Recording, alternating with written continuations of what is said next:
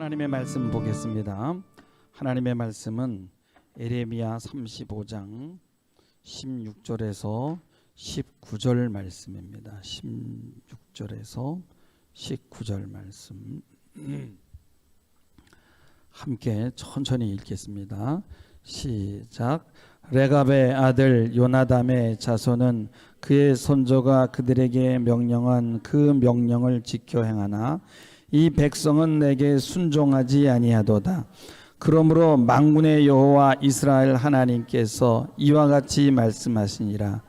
보라, 내가 유다와 예루살렘의 모든 주민에게 내가 그들에게 대하여 선포한 모든 재앙을 내리니 이는 내가 그들에게 말하여도 듣지 아니하며 불러도 대답하지 아니함이니라 하셨다 하라. 예레미야가 레갑 사람의 가문에게 이르되 만군의 여호와 이스라엘의 하나님께서 이와 같이 말씀하시기를 너희가 너희 손조 요나답의 명령을 순종하여 그의 모든 규례를 지키며 그가 너희에게 명령한 것을 행하였도다. 그러므로 만군의 여호와 이스라엘의 하나님께서 이와 같이 말씀하시니라. 레갑의 아들 요나답에게서 내 앞에 설 사람이 영원히 끊어지지 아니하리라 하시니라. 아멘. 아멘.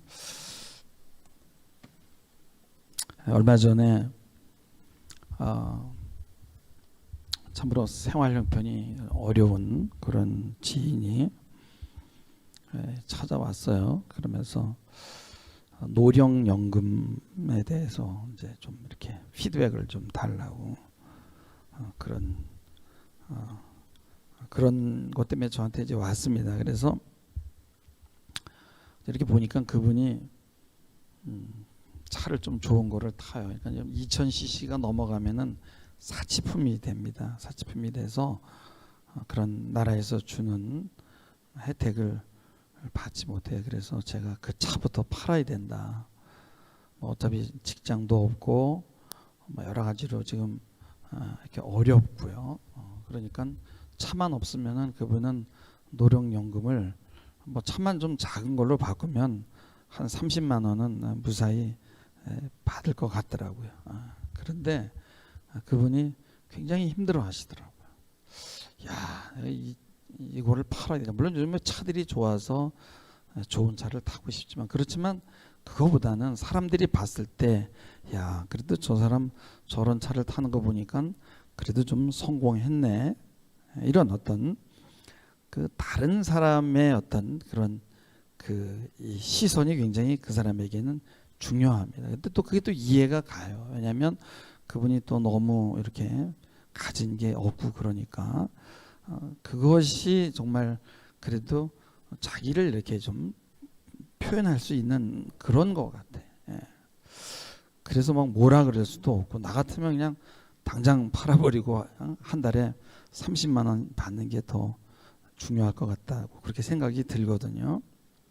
그래서 사람들은 어떤 이렇게 대등한 욕구보다는 우월의 욕구가 더 강합니다.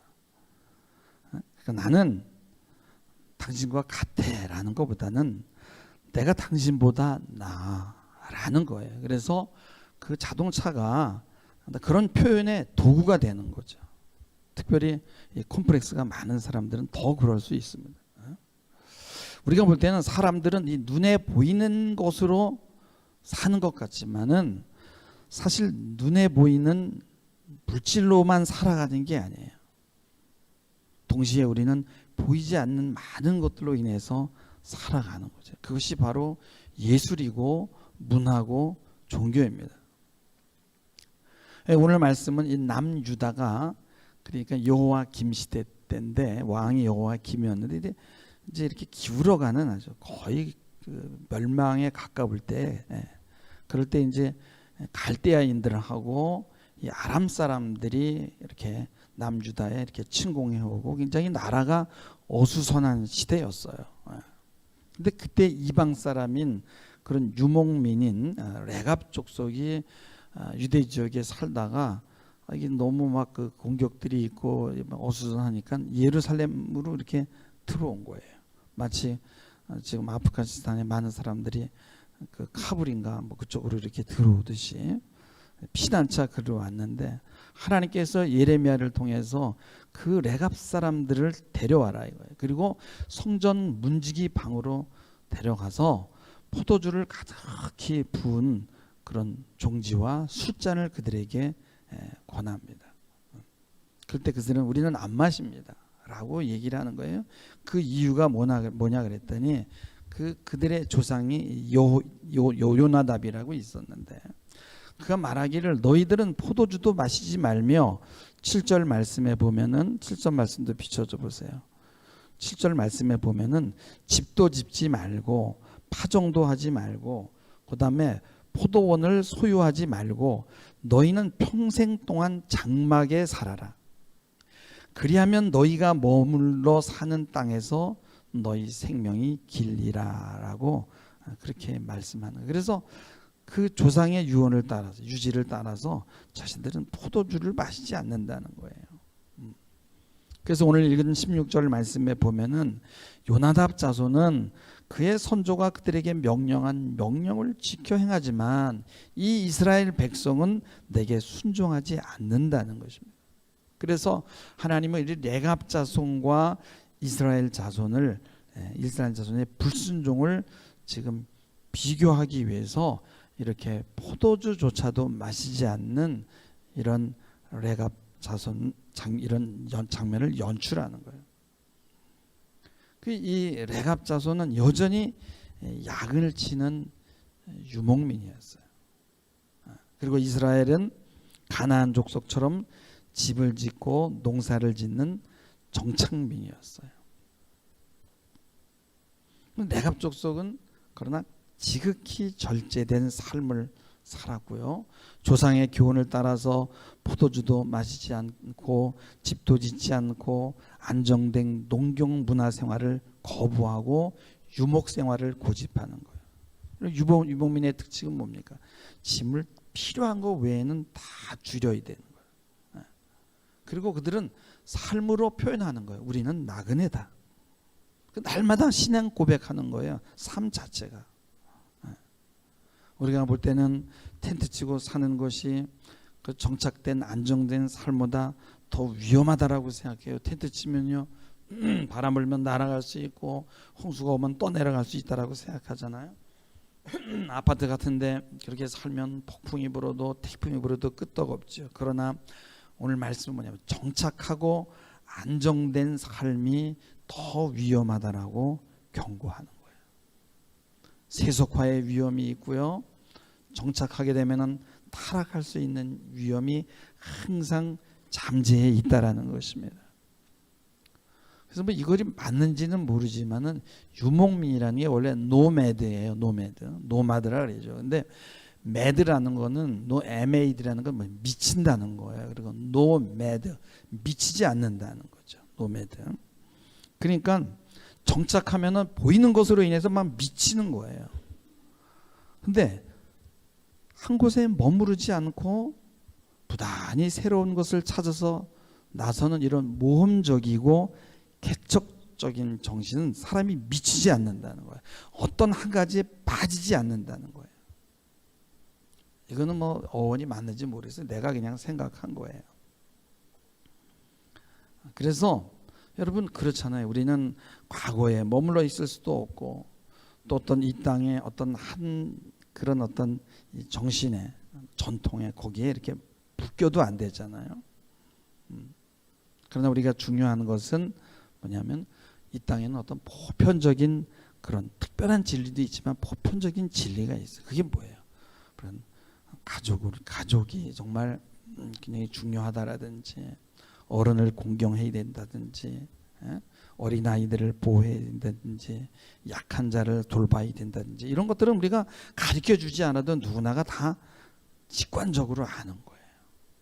근데 이 유목적인 이런 삶의 태도는 우리로 하여금 이런 어떤 정말 귀중한 가치에서 우리를 보호해 준다는 거예요. 이게 전부 다 이 물질 문화나 눈에 보이는 정착 생활이라는 거는 과거의 그런 그 아주 보편적인 그런 가치들을 다 폐기하려고 하는 거예요. 그래서 우리에게는 유목의 정신이 필요한데 바로 이거야, 이게 최고야 라고 하는 순간에 다른 것들은 모두 시야에서 사라지게 되는 거예요. 우리가 오늘 본문에서 느낄 의문을 가질 수 있는 두 가지가 있는데, 하나는 뭐냐면은 레갑 자손들이 조상의 교훈을 지켰는데 어떻게, 여기에 보면은 19절 후반에 보면은 요가백에서 내 앞에 설 사람이 영원히 끊이지 아니하리라 라고 조상의 말에 순종했다고 이런 복을 받느냐 하는 거예요. 그럼 우리도 우리 조상이 강조한 유교 문화를 잘 지키면 복을 받느냐? 우리가 이렇게 생각할 수 있어요. 그러나 여러분, 이 레갑의 아들 요나답은요, 북이스라엘의 가장 악한 아합 왕을 멸망시킬 때, 예후라는 왕이 할 때 그때 같이 그 일에 동참을 했어요. 함께 모의하고 그 아합 자손을 죽이는데 참여했던 거예요. 그들은 비록 유목민이고 이방인이었지만은 사실은 신앙의 집안이에요. 그리고 아합의 집안이 어떻게 망하는가를 눈으로 똑똑히 봤어요. 나봇의 포도원을 빼앗아서 하나님 앞에 심판을 받고요. 그 다음에 그 아들 70명이 하루아침에 전부 모가지가 잘려서 바구니에 담기는 걸 눈으로 목도한 거예요. 그래서 그는 그의 자녀들에게 유언을 한 거예요. 야, 포도원을 사거나 그것을 가꾸고 파종하지 말고 집도 짓지 말고 그저 평생 동안 장막에 거주하고 나그네처럼 살으라는 거예요. 이건 뭐냐면 눈에 보이는 것을 위해서 살지 말라는 거예요. 이런 신앙의 유전을 가리킨 것입니다. 두 번째 우리가 의문이 가는 건 뭐냐면, 과연 이 시대에 우리가 유목민의 생활을 어떻게 할 수 있겠냐 이거예요. 텐트 생활을 할 수 있겠냐는 겁니다. 현대에서는 이 유목민의 생활이 불가능하다는 것입니다. 우리의 몸은 비록 한 지역에 정착되어 있지만은 우리의 정신은 유목민으로 살 수 있어요. 새롭게 끊임없이 변해가는 이 세상에는 시대 정신이라는 게 있어요. 그래서 어떤 하나에 고착돼서 살아도 문제고, 정신없이 바뀌는 이 세속의 흐름을 쫓아가도 문제고, 어느 것이 옳은지를 깨닫기 위해서는 닫아도 안 되고 지나치게 열어도 안 되고. 그래서 우리는 이 유목민적인 정신, 항상 배우는 자세로 살아야 되는 거예요. 사실 여러분, 유목민의 삶은 어려워요. 우리 마음과 정신을 눈에 보이는 것에 빼앗기고 거기에 정착하게 되면 죽는다는 거예요. 그래서 실제 이 몽고 사람들이 유목민 생활하다가요, 니들 뭐하러 이렇게 사냐? 돈 꿔줄게. 돈 꿔줘요? 돈 꿔줄 테니까 자동차 사고 오토바이 사고 뭐하러 말 타고 다녀? 그러니까 그거 좋네요. 돈을 어떻게 꿔줄래? 담보로 맡겨. 우리 땅이 없는데 우리 유목민인데. 아니야, 너네 양 있잖아. 양 다 맡겨. 몇 마리 있어? 500마리? 그래, 500마리면 1억 꿔줄게. 그래가지고 은행 돈 꿔서 이자 가리다가 나중에 다 부도나가지고 양까지 다 뺏긴 거예요. 뭐 자동차 타고 오토바이 타고 다니니까 좋았죠. 전부 거지가 되는 거예요. 사실 우리는 유목민입니다. 그런데 뭐라 그래요? 사단은 우리에게 속삭입니다. 내가 내 것을 줄게. 내 포도주를 주고 내 포도원을 주고 내 집을 주고. 여러분 생각해 보세요. 집도 건강도 자녀도 물질도 내 것이 있나요? 다 두고 떠나야 되는 거예요. 거기에 마음을 빼앗기면 우리는 자유를 잃어버리는 거예요. 좀 더 자유스럽게 개척자 정신으로 살라는 거예요. 그래서 이런 자세로 사는 사람은 매일 아침이 새로운 거예요. 매일 미지의 세계가 열리는 것입니다. 좀 불편하지만 유목민들은 좀 불편해죠. 새로운 곳에 도착하면 거기다 텐트를 쳐야 됩니다. 그러나 항상 새로운 것이 기다리고 있어요. 그 대신에 하늘만 쳐다보고 살아야 되겠죠.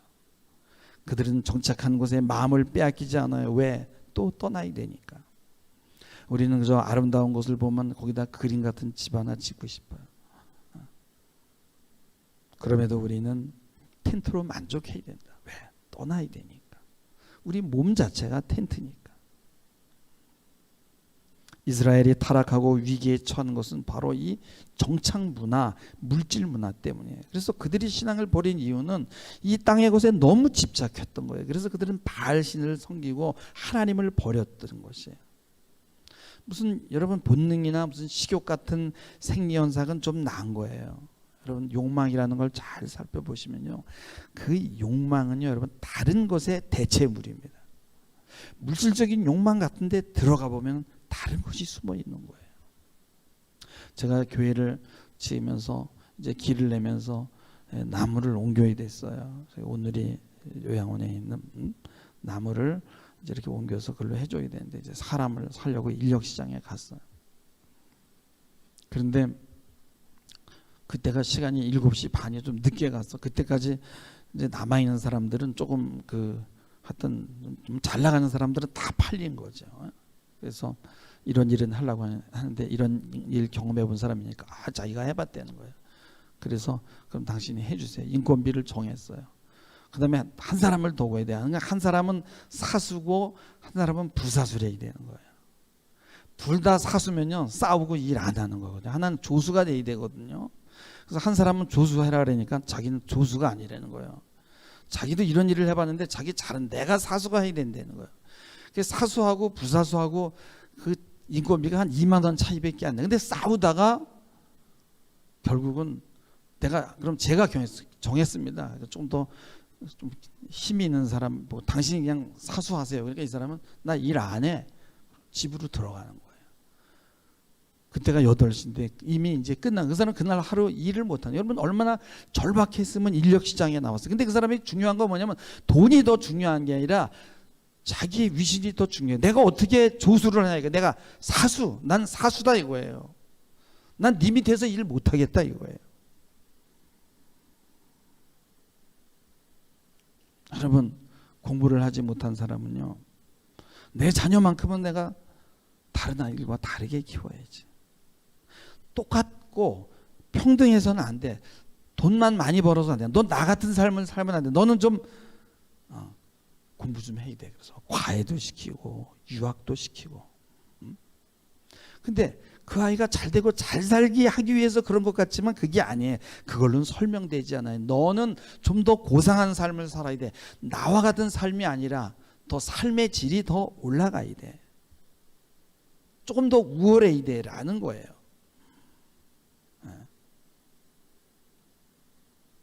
그래서 대등 욕망보다는 항상 우리는 더 우월해야 되는, 거기에다가 그건 눈에 보이는 게 아니라는 거예요.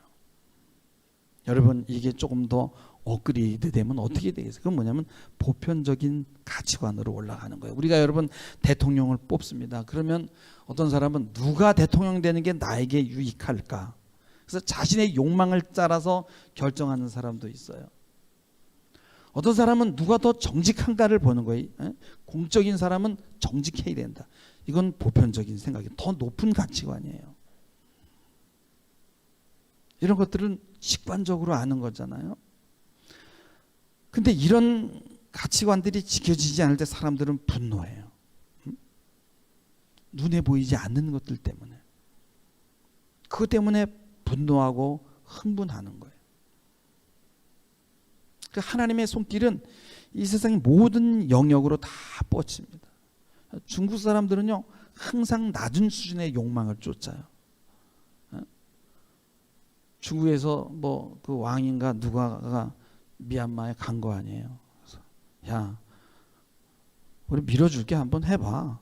응? 그 얼마나 미얀마에 있는 사람들이 고통을 받고 사람이 죽어나갑니까? 근데 중국 사람들 눈 하나 깜짝하지 않아요. 이게 공산주의예요. 오로지 자기들의 집단의 욕망만 채우면 되는 거예요. 정의니 인권이니 이런 거 없어요. 자신들의 유익을 위해서는요, 여러분 지금 텔레반 그 국민들이 그렇게 고통을 받지만요, 텔레반하고 손잡고 우리가 도와줄게. 그러면서 모든 나라들이 함께 갖고 있는 그런 공통적인 가치관과 같이 하지 않아요. 거기에 거슬리는 거예요. 그리고 하나님이 그것을 보고 있다는 생각을 하지 않아요. 그래서 제국주의는 결국은 망하게 되는 거예요. 여러분 그런 얘기합니다. 중국의 시대가 올 거라고 저는 그렇게 생각하지 않아요. 그들은 망합니다. 그들은 무신론자고요. 하나님 앞에서 행하지 않아요. 중국이 제국으로 통일한 적이 있었지만 여러분 그들 무너졌잖아요. 그들은 역사의 교훈을 받지 않습니다. 여러분 프랑스나 영국이나 이런 나라들이 식민지를 개척했다가 다 손을 놨어요. 왜 그래요? 그게 더 이익이라는 걸 알았기 때문에. 하나님의 눈이 온 세계에 있다는 것을 알고 두려워할 줄 알아야 되는 거예요. 여러분 미국이 그 노예 제도가 있어서 그렇지만 여러분 그게 얼마나 악하다라는 그 양심을 견딜 수가 없어요. 그래서 그들은 전쟁을 한 거예요. 피를 흘리면서. 얼마나 많은 미국 사람들이 죽었는지 몰라요. 그게 뭐냐면은 그 보편적인 가치를 위해서 싸운다 이거예요. 우리 오늘 말씀을 통해서 어떤 원리를 찾을 수가 있어요. 그건 뭐냐면 우리는 보이는 것으로 사는 게 아니라 보이지 않는 것으로도 산다는 거예요. 물질적인 욕망으로 사는 사람들조차 들어가 보면은 그 속에는 보이지 않는 힘이 작용을 하고 있는 거예요. 내가 너보다 우월해. 그래서 그거를 표현하기 위해서 물질을 욕망하는 거죠.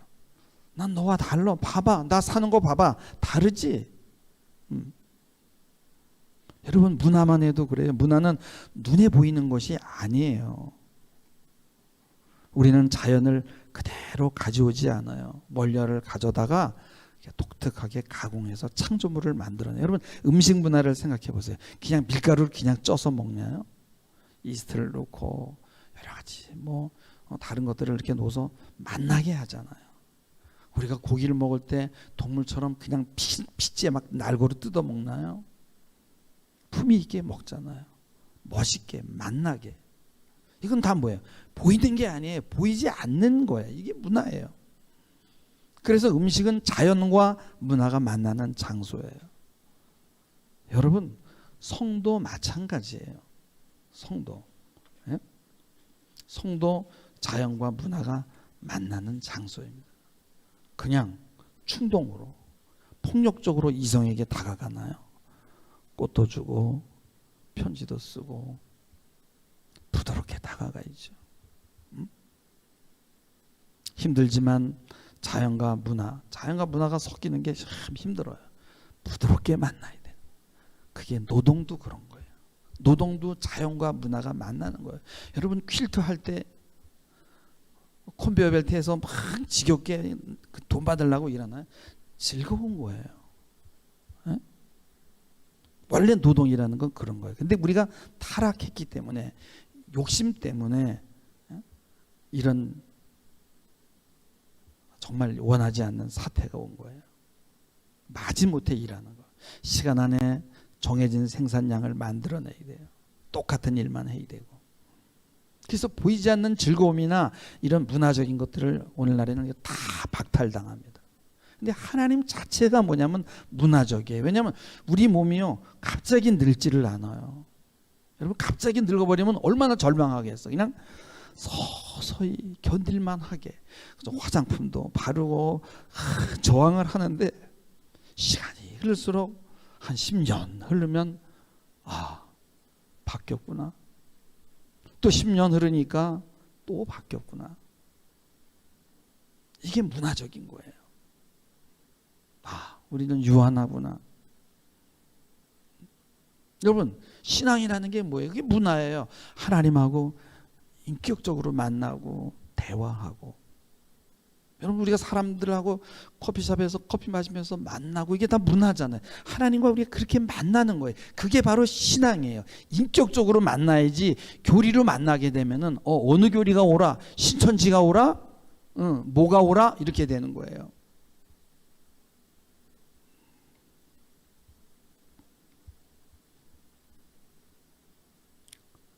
그 레갑의 조상이 후손에게 뭐라 그랬어요? 좀 문화적으로 살라 이거예요. 보이는 것을 쫓아가지 말라는 거예요. 보이지 않는 것을 보이는 것처럼 사는 그런 유목민적인 삶과 생각을 가져야 됩니다. 그들은 이런 신앙의 유산, 문화적인 유산을 자녀들에게 물려줬어요. 이것은 정신적인 유산이기도 합니다. 여러분, 보이지 않는 세계의 궁극은 사실 하나님의 나라예요. 근데 우리가 갑자기 하나님의 나라로 초월하나요? 야, 천국이 있다면 바로 이게 천국이 있구나 하면서 우리가 가정에서 그런 것들을 잠깐씩 경험하고요. 또 누군가가 나를 이해해주고 담아줄 때 또 그런 것을 느끼고, 정의와 공의가 실현될 때 또 어떤 엑스터시를 통해서 우리가 하나님의 나라를 잠깐 경험합니다. 어쨌든 우리의 궁극적인 목표는 하나님의 나라예요. 그러나 우리는 궁극 이전의 삶, 이 현실이 있어요. 지금 당장 우리는 이 현실에서 벗어나는 것이 아니다는 거. 이 현실을 살아내야 되는데 우리는 이 현실에서부터 보이지 않는 것을 찾아내고 그것이 얼마나 귀한지를 깨달아야 되고 그것들을 누려야 된다는 거예요. 한번 여러분 생각해 보세요. 여러분들이 정말 보이는 것을 위해서 사나요? 잘 살펴보면은 보이지 않는 것을 추구하고 있어요. 자녀가 무슨 물질적으로 뭐가 잘 먹고 잘 사는 걸 여러분들이 원하는 것 같지만 아니잖아요. 다른 사람보다는 좀 더 나은 우월한 삶을 여러분 살길 원하잖아요. 이게 눈에 보이는 건가요? 여러분, 정치인들이 이상한 짓 하면 화나잖아요. 그게 보이지 않는 거예요. 중국 놈들 보면 화나잖아요. 북한 정권 보면은 화나잖아요. 그건 보이지 않는 것들이에요. 그래도 미국 사람들은 자기들의 잘못을 좀 자기네들이 성급했다는 걸 깨닫고 막 난민들을 실어 날리잖아요. 왜 그래요? 보편적인 그런 가치관 때문에 그런 거예요. 여러분, 일본 사람들 보면 정직하지 못하고 집단적으로 악한 짓을 하잖아요. 화나잖아요. 이게 보이는 것으로 설명이 되는 거예요. 여러분, 궁극 이전에는 보이지 않는 많은 것들이 있어요. 근데 그 보이지 않는 대부분이 다 뭐냐? 기독교적인 가치관이라는 거예요. 저는 개인적으로 코로나19가 기독교 때문에 발생한 것이라고 봅니다. 3500년 전에 중동 지역에 7년 풍년과 7년 흉년이 있었는데 그것은 야곱과 그의 자녀들을 애굽으로 보내기 위해서, 그리고 거기서 400년 이상 노예 생활을 시키고 그들을 부족에서 나라로 만들기 위한 하나님의 섭리였어요. 그래서 그 당시의 역사적인 이 배경을 여러분요, 하나님의 이 역사관으로 보면 뭐예요? 야곱의 식구가 정경이고 나머지는 다 배경이란 말이에요. 여러분, 코로나19를 통해서 우리는 똑같은 것을 느낄 수 있어요. 하나님의 관심은 교회입니다. 기독교인들이에요. 눈에 보이는 숫자, 눈에 보이는 축복, 이제 이런 것들에서 이제 전향해야 될 필요가 있다는 거예요. 제국주의로는 안 된다. 그것을 가르쳐주기 위한 거죠. 그래서 막 큰 교회들이 막 뻗쳐나가는 교회들이 막 난리가 난 거예요, 지금. 기독교가 점점 고등 종교에서 하등 종교로 전락하고 있는 거예요. 보이는 것에만 막 초점을 맞췄으니까. 그래서 로마서 8장 24절에 보면 우리가 소망으로 구원을 얻었음에 보이는 소망이 아니니 보는 것을 누가 바라리요? 라고 사도 바울이 고백합니다. 우리는 이 땅에서부터 보이지 않는 것을 찾아내야 돼요.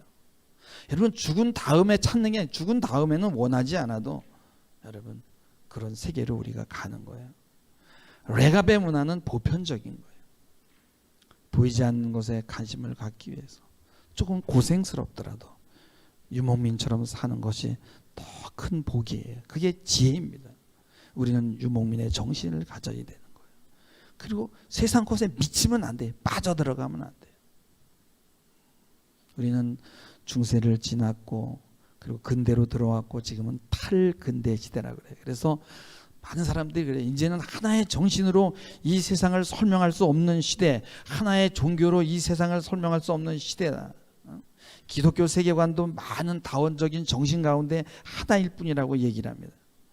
그래서 저는 개인적으로 여러분, 다원적이고 여러 가치관들이 공존하지만 하나의 가치관으로 지금 통합되고 있는 시대라고 생각해요.